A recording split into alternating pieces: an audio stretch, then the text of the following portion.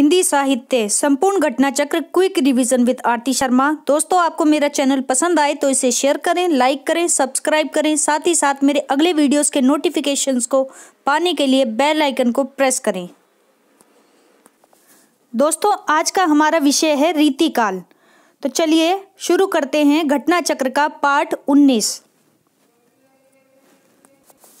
दोस्तों, हमारा पहला प्रश्न है, देखते हैं। निम्नलिखित विकल्पों में से रीतिकालीन कवि कौन से हैं? तो दोस्तों, रीतिकालीन कवि बताने हैं कि कौन से हैं। ठीक है, तो चलिए देखते हैं। इसका सही उत्तर है बी, यानी बिहारी, मतीराम, घनानंद और भूषण। बिहारी, मतीराम, घनानंद, भूषण ये सभी रीतिकाल के कवि हैं। और इनके अलावा रसनिधि, बोधा, आलम, ठाकुर भी रीतिकालीन कवि हैं। ठीक है,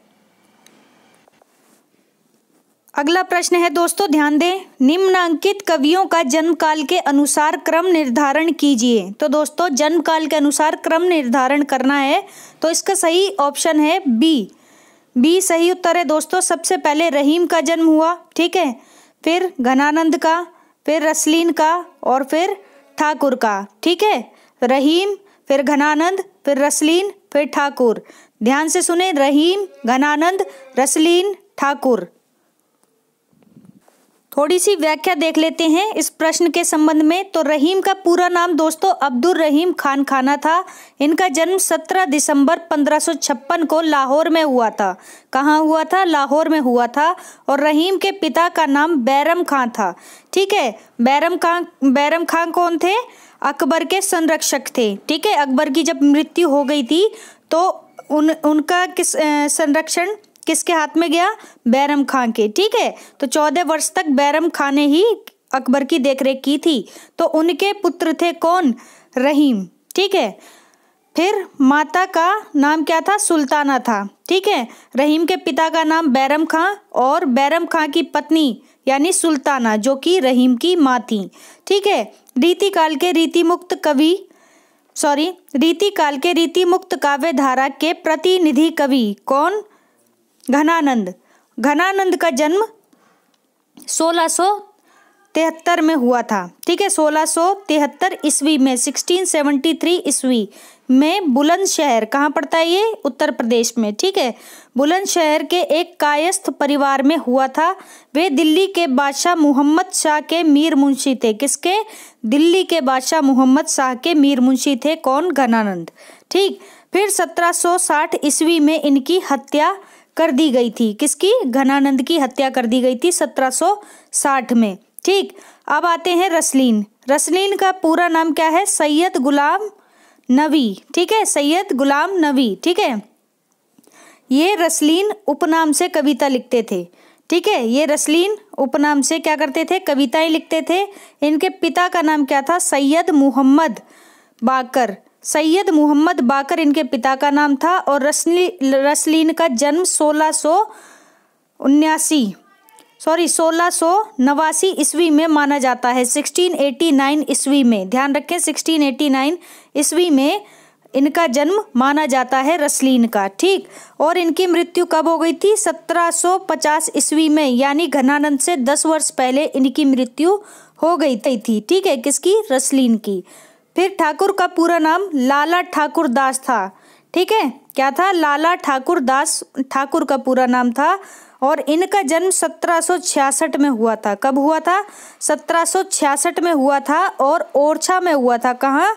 ओरछा में हुआ था। ठीक है, इनके पिता का नाम गुलाब राय था। किसके पिता का नाम? ठाकुर के पिता का नाम। ठाकुर कौन? लाला ठाकुर दास। ठीक है, इनके पिता का नाम गुलाब राय था। अतः जन्म काल के अनुसार, ठीक है, ऑप्शन बी जो है सही है। ठीक, ध्यान दें, अगला प्रश्न है, रीतिकाल की सर्वाधिक व्यापक प्रवृत्ति कौन सी है? तो दोस्तों, ऑप्शन ए इसका सही उत्तर है। नायिका भेद और श्रृंगार रस विवेचन जो है रीतिकाल की सर्वाधिक व्यापक प्रवृत्ति है। ठीक है, थोड़ी सी व्याख्या देख लेते हैं। रीतिकाल में रस विवेचन के संदर्भ में नायक नायिका भेद का विवेचन मतीराम, कवितोष, रसलीन प्रभृति इत्यादि अनेक कवियों ने किया है। ठीक है, नायिका भेद किस किस ने किया है वर्णन? रस विवेचन के संदर्भ में, तो मतीराम, तोष, रसलीन और प्रभृति। ठीक है, ध्यान रखें। इस काल की सर्वाधिक व्यापक प्रवृत्ति नायिका भेद और श्रृंगार रस विवेचन रहा है। ठीक है, ये सबसे इंपॉर्टेंट प्रश्न है। अगला प्रश्न है दोस्तों, रीति काल की विशेषताओं के संदर्भ में निम्नलिखित में से एक विशेषता गलत है, उस विशेषता का चयन कीजिए। तो दोस्तों ऑप्शन सी इसका सही उत्तर है। ऑप्शन सी, रीति काल में प्रकृति का आलंबन रूप में वर्णन हुआ है, ये विशेषता गलत है। ठीक है, बाकी रीति काल में अलंकरण की प्रधानता है, रीति काल की प्रमुख भाषा ब्रज भाषा है। ठीक है, रीति काल में लक्षण ग्रंथों की प्रमुखता है। ठीक है, ये सारी बातें सही हैं। बाकी प्रकृति का आलंबन रूप में वर्णन ये बिल्कुल गलत है। ठीक, थोड़ी सी व्याख्या देख लेते हैं पिछले प्रश्न की। तो दोस्तों रीति काल में स्वतंत्र और आलंबन रूप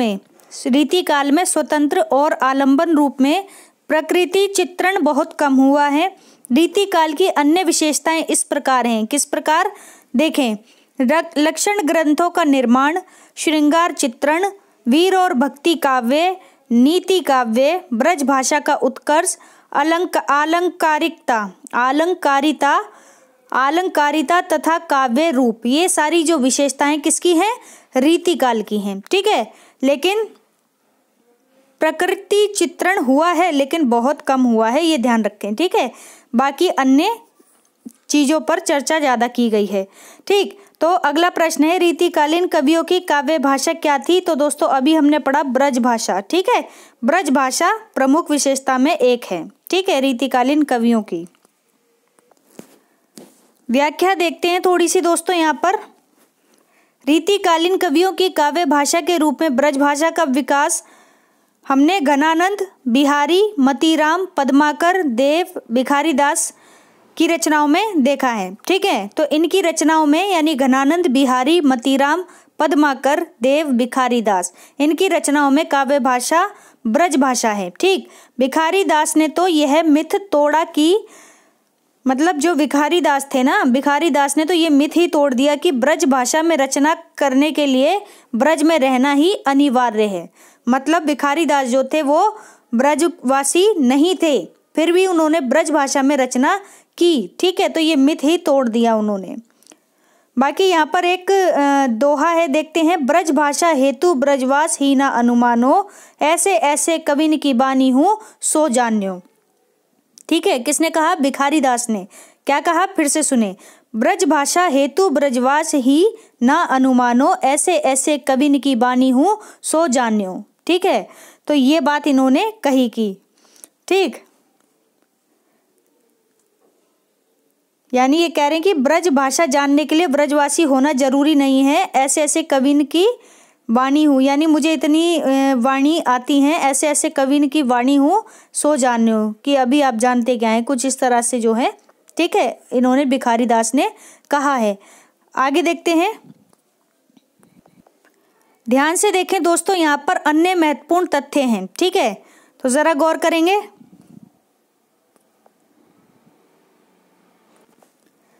पद्माकर की भाषा में सब प्रकार की भाषिक शक्तियों पर कवि का अधिकार दिखाई पड़ता है। आचार्य शुक्ल के शब्दों में, अब ध्यान से देखते हैं, यानी यहाँ कवि पद्माकर की भाषा की बात हो रही है, तो इनकी भाषा जो है कैसी थी? सब प्रकार की भाषिक शक्तियों पर आधारित थी, यानी कि हर तरह की भाषा इनको आती थी। ठीक है, मतलब भाषा के बेजोड़ कवि माने जा सकते हैं। ठीक है, तो आचार्य शुक्ल क्या कहते हैं, देखते हैं इनके संदर्भ में। तो कहीं तो इनकी भाषा स्निग्ध मधुर पदावली द्वारा एक सजीव भाव भरी प्रेम मूर्ति खड़ी करती है, कहीं भाव या रस की धारा बहती है, कहीं अनुप्रासों का झंकार उत्पन्न करती है, कहीं वीर दर्प से शुद्ध वाहिनी के समान अकड़ती है और कड़कती हुई चलती है, और कहीं प्रशांत सरोवर के समान स्थिर और गंभीर होकर मनुष्य जीवन की विभ्रांति की छाया दिखाती है। तो सारांश यह है कि इनकी भाषा में वह अनेक रूपता है जो एक बड़े कवि में होनी चाहिए। किसने कहा? रामचंद्र शुक्ल ने। किसके लिए? पद्माकर के लिए। ठीक है, भाषा की ऐसी अनेक रूपता गोस्वामी तुलसीदास में दिखाई पड़ती है। ठीक है। तो वो अब कंपेयर कर रहे हैं दोनों को, पद्माकर को और तुलसीदास को, जबकि तुलसीदास भक्तिकालीन कवि हैं और पद्माकर कौन से हैं, रीतिकालीन कवि हैं। तो बता रहे हैं कि जैसी भाषा पर पकड़ किसका, रीतिकालीन कवि यानी तुलसीदास की थी, ठीक है, सेम उसी तरीके से किसकी, पद्माकर भी भाषा के क्षेत्र में बेजोड़ कवि हैं। ठीक है, तो इस तरह से आप समझें इसको। अगला प्रश्न है दोस्तों, रीति युगीन कवियों का सर्वाधिक प्रिय छंद क्या रहा है? तो दोस्तों ऑप्शन ए सवैया, सवैया छंद सबसे ज्यादा प्रिय छंद रहा है रीति युगीन कवियों का। ठीक है, व्याख्या देखते हैं।